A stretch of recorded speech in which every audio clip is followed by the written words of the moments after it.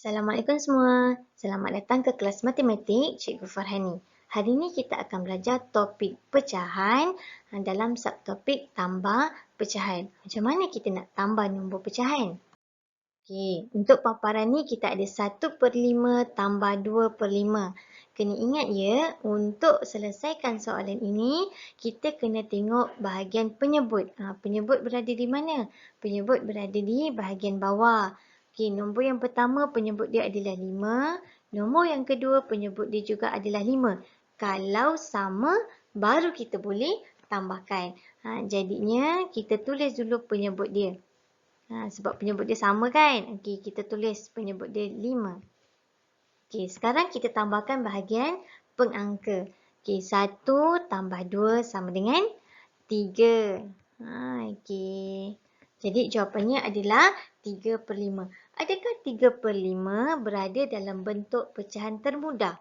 Kita kena semak dengan sifir. Sebab tu penting untuk awak hafal sifir. Macam mana kita nak tengok? Awak kena tengok dekat bahagian jawapan. Okay, contoh saya pilih sifir 2. Tengok dekat sifir 2 bahagian jawapan ni, ada tak jawapannya 3 dan 5? Ada tak? Tak ada kan? Kalau tak ada, kita tengok sifir yang seterusnya. Kita tengok pula sifir 3. Okay, dalam sifir 3, ada tak jawapannya 3 dan 5? Okay, dia cuma ada 3 sahaja. Jawapan 5 ada tak? Tak ada. Kalau tak ada, jadinya sifir 3 kita tak boleh guna. Okay, untuk 3/5, 3 dan 5 tak ada dalam mana-mana sifir yang sama. Maksudnya dia berada dalam sifir yang berasingan. Dia berada dalam sifir 3 dan berada dalam sifir 5. Sebenarnya ada tapi dalam sifir 1. Kalau hanya ada dalam sifir 1, kita boleh abaikan. Jadinya 3/5 adalah jawapan dalam bentuk pecahan termudah. Okay, kita tengok soalan yang seterusnya. Kita ada 3/7 tambah 2/7. Sama juga macam tadi, kita kena tengok. Okey, betul. Kita kena tengok dia punya penyebut. Okey, penyebut yang pertama adalah 7. Penyebut yang kedua juga adalah 7. Kalau penyebutnya sama, maka kita boleh terus tambahkan soalan pecahan ini. Okey, kita tulis dulu 7 sebagai dia punya penyebut. Sekarang kita tambah bahagian pengangka. 3 tambah 2 sama dengan 5. Okey, bila awak dah dapat jawapan 5/7, semak adakah 5/7 ini berada dalam bentuk pecahan termudah. Macam mana kita nak tahu? Macam tadi juga, kena tengok dekat bahagian sifir. Ada tak sifir ini jawapannya 5 dan 7 berada dalam sifir yang sama? Tengok. Saya tunjuklah contoh dekat sifir 1 ni. Okey, tengok bahagian jawapan. Ada tak 5 jawapan dia? Ada. Ini jawapan dia 5. Ada tak 7? Ada juga. Ini jawapan dia 7. 5 dan 7 berada hanya dalam sifir 1. Kalau dia hanya ada dalam sifir 1 sahaja, maka kita boleh abaikan. Maksudnya 5/7 berada dalam bentuk pecahan termudah. Jadinya 3/7 tambah 2/7, jawapannya adalah 5/7. Okey, sekarang kita tengok soalan yang seterusnya. 7/18 tambah 1/18. Sama juga macam tadi, kita kena tengok penyebut. Adakah penyebut dia sama ataupun tidak? Okey, penyebut dia 18, yang kedua juga adalah 18. Jadi penyebutnya adalah sama. Kalau penyebut dia sama, kita boleh terus tambahkan. Okey, jangan lupa tulis dulu penyebut ni supaya awak tak keliru. Sekarang kita tambah bahagian pengangka. 7 tambah 1 sama dengan 8. Okey.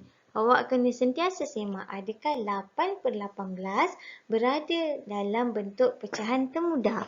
Okey, kita semak dengan sifir. Okey, betul. 8 dan 18 berada dalam sifir 2.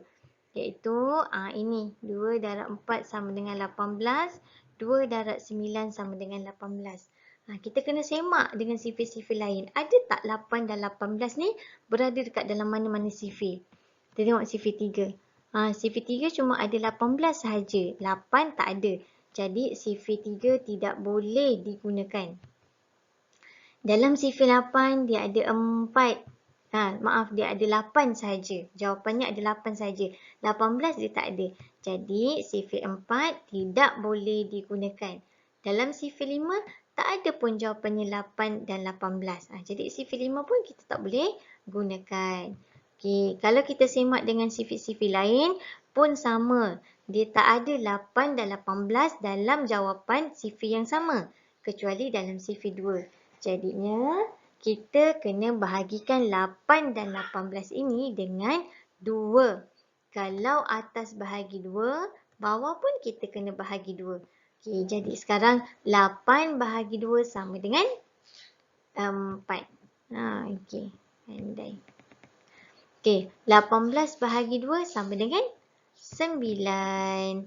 Jadi, jawapan kita adalah 4/9. Okey, kita pergi kepada soalan yang terakhir iaitu 12/30 tambah 6/30. Sama juga dengan soalan yang sebelum ni, kita kena sentiasa semak bahagian penyebut. Adakah penyebut kedua-dua nombor ini sama? Betul, penyebutnya adalah sama. Kalau sama, kita boleh terus tambahkan. Tapi sebelum kita tambah bahagian pengangka, okay, kita tulis dulu bahagian penyebut iaitu 30. 12 tambah 6 sama dengan 18. Okey, awak kena sentiasa semak adakah 18/30 berada dalam bentuk pecahan termudah.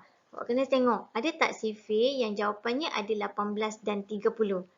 Okey, ada, iaitu dalam sifir 3. 3 darab 6, 18. 3 darab 10, 30.